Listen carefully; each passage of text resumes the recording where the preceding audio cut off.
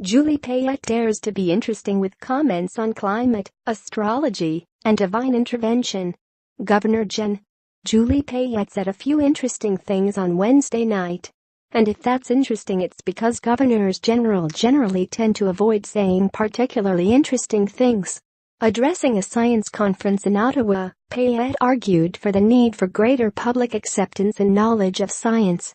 In doing so, she made dismissive references to astrology, the notion of divine intervention in the creation of life, and those who doubt the scientific consensus that humans are significantly responsible for the warming planet. Governor Gen. Julie Payette addresses science conference. Check out at Julia Payette at number CSPC 2017 Gala Dinner https://t.co/kmxg3FOGFN. Such stuff is probably not out of place at a science conference. And Payette is an individual of science, a former astronaut and engineer. But she is also now the Governor General, Canada's unelected and non-partisan de facto head of state, a unifying figure and an impartial guardian of the democratic order who is supposed to exist above and beyond politics. And that is where things get interesting. On astrology, Payette noted, with incredulity, that there are those who believe that your future and every single one of the people here's personalities can be determined by looking at planets coming in front of invented constellations. Those who read and write horoscopes would be entitled to take offense. If there is a National Association of Astrologers, it will presumably be asking Rideau Hall for a retraction. But if the Governor General is to catch heat here, most of it will have to do with the other two subjects. We are still debating and still questioning whether life was a divine intervention or whether it was coming out of a natural process, let alone, oh my goodness, a random process, Payette said.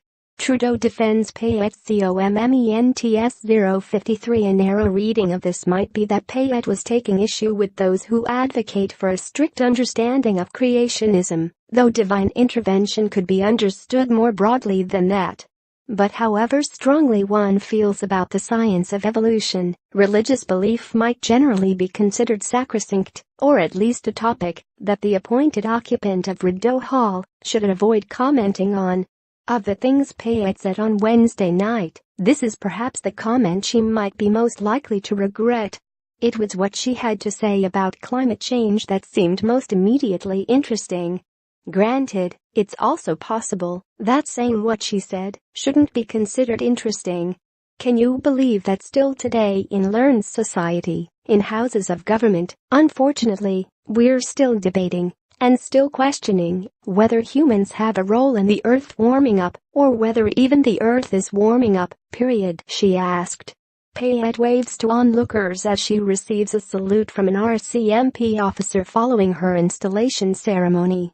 Sean Kilpatrick, Canadian Press. If Payette had simply mentioned climate change as an issue of importance, taking for granted that such a thing is worth worrying about, there might have been little reason to take note.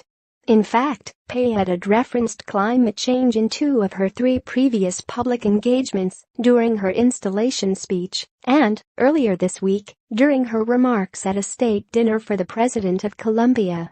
The scientific and evidentiary basis that demonstrates the planet is warming and that human activity is the primary contributor to that warming might be up for debate in some houses of government, the White House, for instance, but it is not much contested within the House of Commons.